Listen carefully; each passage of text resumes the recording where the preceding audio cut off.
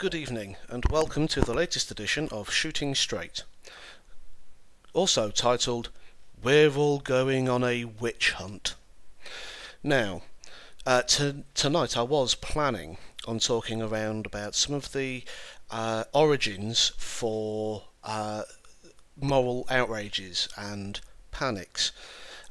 These things aren't new. They come in with every new methodology of print or film for any new media that comes out and is a runaway success. In the turn of the 19th into the 20th century, we had penny dreadful comics. We had penny reels, which were where you'd put in the penny, and you would have a small clip that you could watch. And obviously these would be in black and white, and they were meant to be a little bit saucy, sort of postcard humourish as we would refer to it now. And this carried on through rock and roll, the music of the devil, backwards masking in the 1980s, and of course, going along with that, satanic panic.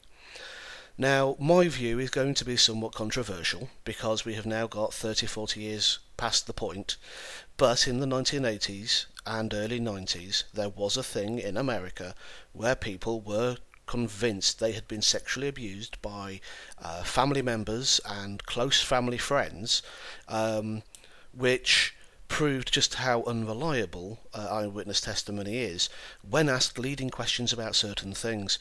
And I now feel that we are in a second era of this in the UK, with things like Operation Yewtree in the wake of the Jimmy Savile scandal. Now, Jimmy Savile was a monster.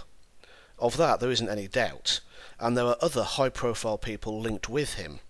But then there are other people, and there are other nebulous claims made about this thing and that thing, and they reek to me of the satanic panic of the late 80s and early 90s. And this meant that people were incarcerated for things that actually didn't happen. They were false memories, which is now an actual recognised syndrome. But that's to take away from my wider point. And the wider point is that in order for someone to have control over a group, there has to be a bogeyman.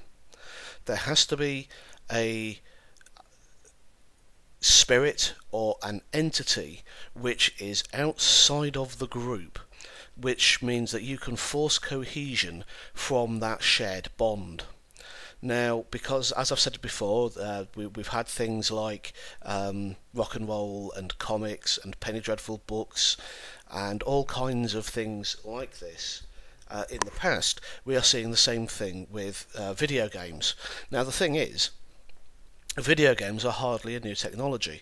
These things started coming out in the early 1980s, and they have revolutionised entertainment for generations of people. And we're still only just seeing the vanguard still desperately hanging on in an effort to try and control this media, as the new generations that have grown up with this media and this pastime are now starting to take the reins away. And it's almost like you've got a last minute rearguard action where people are desperately trying not to lose the final battle. But this also coincides with what I was talking about in my last podcast, and this is where we were talking about the origin of the social justice warrior and what Gamergate really needs to do in order to keep pushing its message no matter how vilified it gets. Now, of note, in the news recently, there was a National Union of Students conference, and this is in the UK, the NUS Woman Conference. Now, this has already become somewhat notorious on Twitter and other websites, because this was the very same conference which was talking about the use of jazz hands instead of clapping, because it was triggering.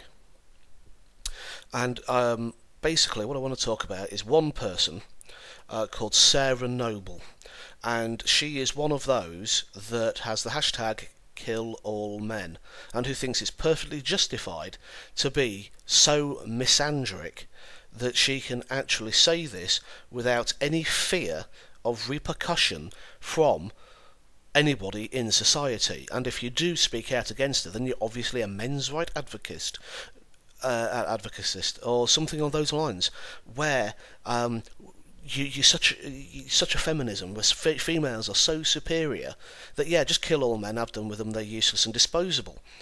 Unsurprisingly, seeing as she was a Liberal Democrat MP, Member of Parliament, she's been sacked. You hear that, crickets? She got sacked. So, just because you have these people like Randy Harper and other social justice warriors that espouse this kind of hashtag, it doesn't mean to say that it doesn't come without a consequence. If you say certain things, there is a price to be paid, at least here in the UK, although we are behind on other things, and we haven't had quite so much of the social justice warrior on the attack like in the US. What we've had has been far more serious. We have had a much more subversive, a much more covert operation, which has basically infiltrated all of our universities, all our colleges, and now we have all these things for otherkin and safe spaces this and safe spaces that. We have people, we have comedians as well as professional speakers who will refuse to talk or perform at certain universities because it just isn't worth their time. The people there aren't going to listen to what's being said because they've already made up their own minds in this hug box that's been created on campus, and all they're going to do is argue the toss. They're either going to be there to make a cause, to make a stand, and we are right, and how dare you say this, and how dare you find that funny because that's offensive, and all this triggers, and oh yes, we will not have freedom of speech, because surprisingly enough, we don't actually have a freedom of speech clause like the US. We have to be very careful what we say a lot of times because our hate speech laws are so problematic. I'll give you a clue. In order for something to be considered racist, someone has to think it's racist. Doesn't matter what you said. If someone thinks that's racist, then it's racist. Just the same as if it's an inappropriate sexual remark, if it's homophobic, or anything like that. If someone thinks that it is, it is. Have you any idea how difficult that is to police? The resources that it takes, the difficulties that it has in terms of being able to talk about anything. This is the position that we find ourselves in the UK, and people like Sarah Noble, because they're in power, get to say these things, and it isn't until such time as people realise they have gone so far beyond the pale that they suddenly realise that certain people have gone too far before they even start rowing back and then trying to apologise or mitigate what the contents are. And this leads into the recently trending story that C.H. Summers had with her recent talk, where she had a group of students who held basically a silent vigil protest at the back of her talk with post-it notes and little pee-wee hand-drawn little childish signs about trigger warnings and the fact that people may not be listened to if they're a survivor of rape, and these things that they were trying to deter people from turning up to because they disagreed. Now, everyone has the right to disagree, but not everyone has the right to completely shut down dissent. Dissent is not harassment. If you say something and I say something and they are completely opposite to one another, say that you say white is black and black is white, and I'm saying, well, no, white is white and black is black, and we can't come to a meeting point in the middle where we can both say, well, that's grey, then you do not have any recourse to turn around and say that's harassment. And we are living in such a time where we have these people in the US and the UK, and they have been termed the Stepford students, and I've used the term before, whereby they have been so cosseted and so sheltered and made to feel so special they cannot physically function outside of the educational establishment, which has become almost womb-like in its tendency to wrap people up in cotton wool and pat better any of their feelings or hurts that they've sustained purely because other people didn't agree with them, were mean to them. They may have looked at them funny. The fact that somebody may have had their own shit to be getting on with in their own lives and didn't even see the person who's had their feelings hurt and may have just been cutting glances at everybody is neither here nor there. It's absolutely ridiculous. And we're expecting these people to go out after they've had £44,000 worth of debt levied in educational tuition fees and get a job where they're expected to get up in the morning, put in a day's work, go home, feed and look after themselves, and then do it all again the next day. These people don't even know they're born.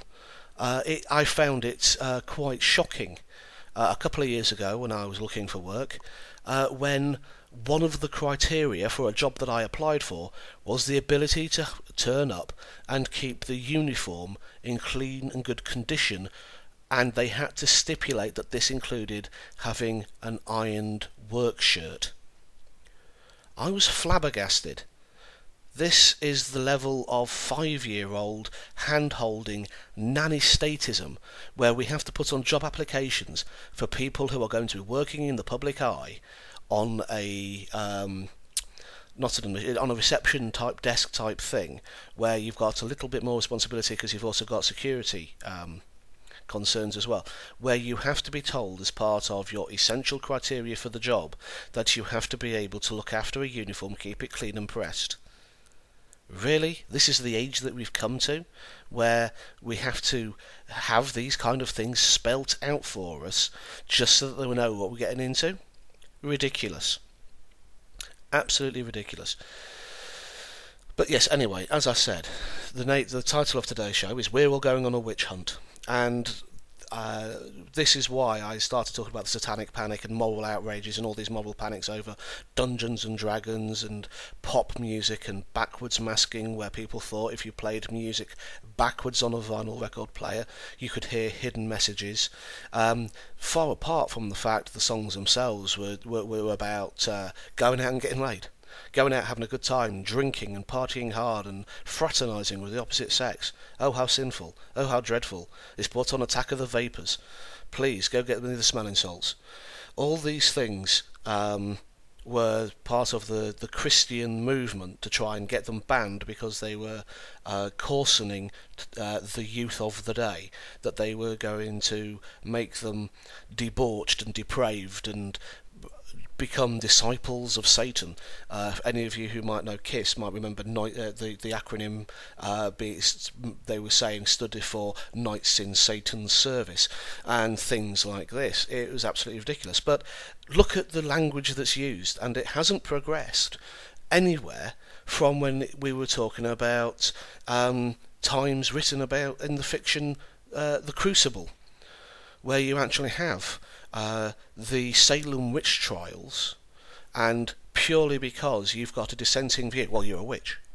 Yes, I've got the power and you're a witch because I say you are, and then we're going to have this kangaroo court. You're going to be found guilty regardless, or even if you're found innocent, you're going to be dead, so you're not going to be able to do anything about it.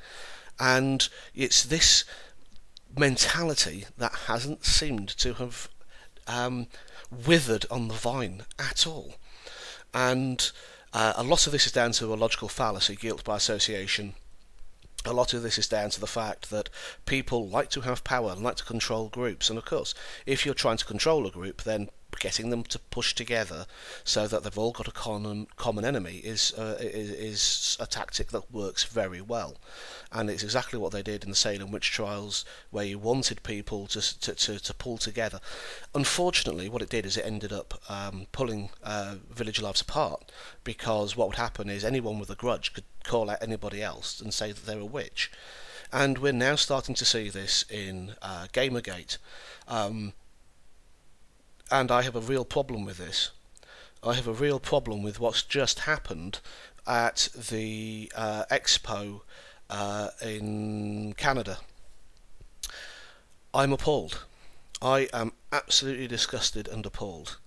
And this is the reason why I'm doing the recording tonight. It has been brought forward by a day, purely because of the events of this expo involving the ladies and gentlemen, I believe they're mainly females, I think there's a couple of gentlemen working with them, of Honey Badger Radio, who had a stall at this expo and have been asked to leave because they had merchandise with Gamergate slogans and images, which apparently constitute under their guidelines a form of harassment. So, in normal terms, for someone to harass, I would say there has to be a course of conduct. When we're talking about UK legislation that was brought in, must be nearly a decade ago when I was actually learning this, because it was just coming in then. It's one of those new laws that we had to know how to enforce. This new law was brought in to try and make it easier to stop people dealing with abusive exes, because at the time the bar for having any kind of stalking criteria on a criminal case was set really, really high, and really effectively, up until something major happened, there wasn't any teeth to deal with such a perpetrator. With these new laws that came in at this time, you had to have documented a course of conduct, and basically what that meant was, is someone does something that you didn't like, you reported it to police. Someone does something you didn't like again, you report it to police again. There's now 2 reported instances of behaviour designed to cause harassment, alarm, distress, fear of violence, all those kind of good things. Then the police could do something about it at a far earlier stage, and potentially stop with sort of like abusive ex-husbands turning up and murdering their partners, or to have an abusive female ex who would constantly turn up and pour things through letterboxes, as has happened on the odd occasion. So I'm not grinding any axe for either gender here. It's happened on both sides, and again, this was another reason why this was brought up, was because you can stalk in so many different ways. It can be purely psychological, it doesn't have to be physical. And with this law, it became practice that any kind of harassment had to have a minimum of a course of conduct, which was 2 events happening over time. They didn't have to be immediate, there could be dates separating them, but there had to be this action which was more than once. Now, to me, that makes sense, but to see someone walking past the booth in a convention and going, oh, that's triggering, oh, I don't like that, that makes me feel uncomfortable because of, I know what that symbol means and it means Gamergate. I've got 2 words. Grow up. It's art. If someone has made a poster, they've drawn it, they've painted it, they've inked it, or whatever, it's art. It's part of their expression. And as far as I can see, at this early stage, because we're still waiting for more details to come out, it looks like Honey Badger Radio was kicked out of the exposition and banned from the event for being the wrong kind of women. What do I mean by that? Well, just as a witch in the earlier days of the Puritans, being the wrong kind of woman was someone that didn't kowtow to the person in charge, who was stubborn and knew their own minds. Some of these women were known as scolds, and if you know anything about some of the history of witches, you'll also be aware of the thing called the scold's bridle, which was basically an iron clamp fashioned after somewhat similar to a horse's bit and bridle, which fitted over a woman's head and had a metallic prong which went into her mouth, so she couldn't speak, couldn't use her tongue. And of course, a scold was someone who was quite forthright and spoke their minds. And it seems that we're doing the same things today. The only difference is we don't have the physical accoutrements. We are doing it psychologically. We are doing it through words. And because we are then taking action on those words, we are, in effect, doing it by proxy. We don't have to have the physical threat anymore, because now all we've got to do is call you a certain name, blacklist you in a certain way, and oh look, you're as good as being put in one of those bridles. Another test for a witch was to see whether or not she would sink or float. Now, if you were innocent, you'd sink and drown. Okay, so you're innocent, you die. If you were guilty, you would float. So they'd kill you. So you're innocent, you die a horrible, nasty death. You're guilty, you die an equally horribly and nasty a death, but at the hands of the people who've accused you because they found you guilty. And we are saying the same thing with Honey Badger. We have people that are going, oh look, we don't like this, therefore we are going to remove you, we are going to blacklist you, and we are going to ban you, we are going to shut down your voice because dissent is not an option. And you are effectively killing careers, you are killing opportunities, you are spreading a message which is so far the opposite of what is intended to be, that it's laughable that you then call yourself a social justice warrior, because at the end of the day you are nothing more than an old-fashioned Puritan. You are nothing more than the witch-smeller pursuivant, the witch-finder general, the person who rides into a village and points out, oh look, there's a witch because she's pretty and I fancy her, and that must be a mark of the devil because I'm a pure and chaste man who wouldn't think such things. This is the mindset. This is how ridiculous it is, and we must stop this. And I realise now that I've now been going for about 20 minutes. I got so caught up in that I probably haven't said half of what needs to be said, but this is part of the perils of doing this kind of thing off the cuff after doing the research. Now, hopefully we will have more information on what's happened with Honey Badger Radio as we learn, and we are waiting for that to bear fruit. And I thank you once more for listening to me. I am, as always, Voice of the Forge. You can find me on Twitter as @VoiceOfTheForge, or on my YouTube channel, which is Voice of the Forge. I hope you've enjoyed this, and if you have any comments, please feel free to leave them. Any feedback is always appreciated. Thank you for listening, and good night.